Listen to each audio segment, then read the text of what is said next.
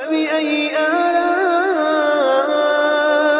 ربكما تكذبان۔ ہمارے حاجی عبدالوہاب صاحب کے رحمۃ اللہ علیہ کے والد صاحب سخت ناراض ہوتے جب وہ تبلیغ میں لگے، تو ایک دن بعد میں تو خیر وہ خود ہی تبلیغ میں لگ گئے،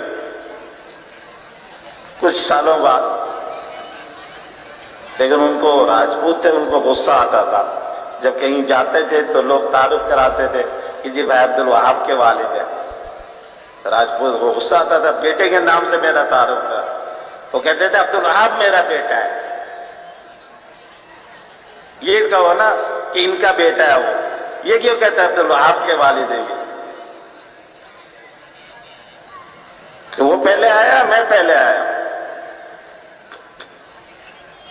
اس کا نام پہلے لے دیں۔ ایسا فرماتے ہیں کہ میں نظام الدین میں تھا تو مولانا الیاس صاحب رحمۃ اللہ علیہ اور اسی اس میں تھا، والد صاحب کی وہ کہ والد صاحب ناراض ہیں، کیا کروں، یہ بھی نہیں چھوڑ سکتا، والد صاحب کی ناراضگی بھی وہ نہیں ہو رہی تھی، تو مولانا الیاس صاحب رحمۃ اللہ علیہ بیان میں فرمانے لگے کہ قیامت کے دن اللہ تعالیٰ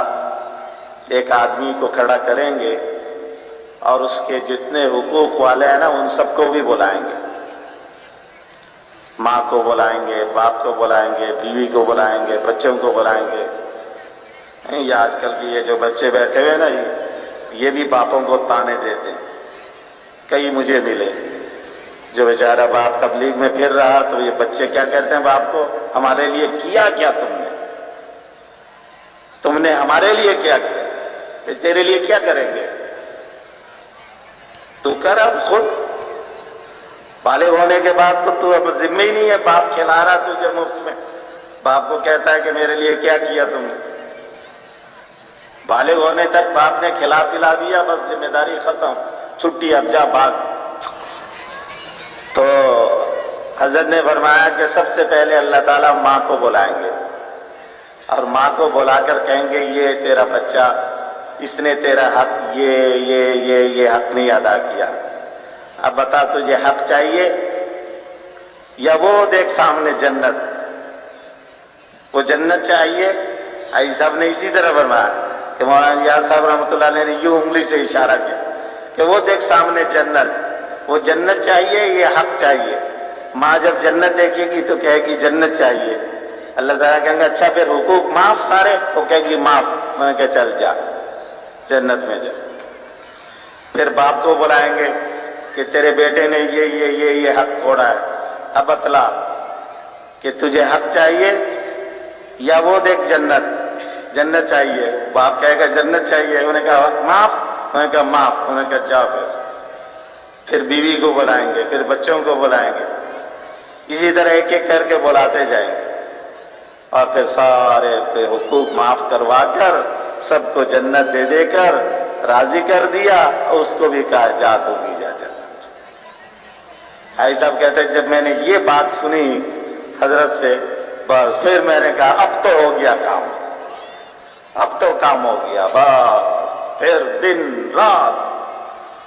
نہ گھر دیکھا نہ در دیکھا نہ رشتے ناتے کچھ نہیں، بس اس کام کو اپنا کام بنا۔ قرآن کی تفسیر ہے قرطبی، اس کو میں دیکھ رہا تھا تو وہ اس میں یہ حدیث نظر آ گئی، حضرت ایسا فرماتے تھے مولانا الیاس صاحب رحمۃ اللہ علیہ جو ہے اللہ نے فرمایا رسول نے فرمایا